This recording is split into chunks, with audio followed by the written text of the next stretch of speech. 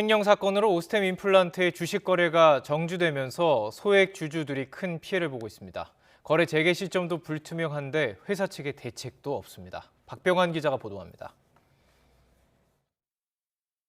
2,200억 원대 직원 횡령 사건으로 지난 3일 주식 거래가 중지된 오스템 임플란트의 주주 토론방입니다. 소액 주주들은 답답함을 호소하지만 회사는 주주를 위한 별다른 대책은 내놓지 못하고 있습니다.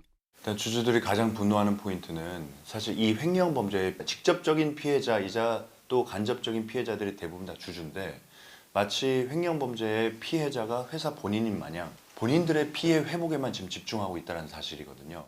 오스템 임플란트 개인 투자자는 지난해 9월 말 기준 19,000여 명으로 전체 주식의 55.57%를 차지하고 있지만 이들의 자금은 지난 3일 이후 묶여 있습니다. 한국거래소는 오늘 24일까지 오스템 임플란트 주식에 대한 상장 적격성 실질 심사 결정을 내리게 됩니다. 조사 상황에 따라 15일 더 연장할 수 있습니다. 실질 심사 대상이 되면 오스템 임플란트는 15일 이내 경영 개선 계획서를 제출해야 하고 이후 20일 안에 기업심사위원회가 열립니다.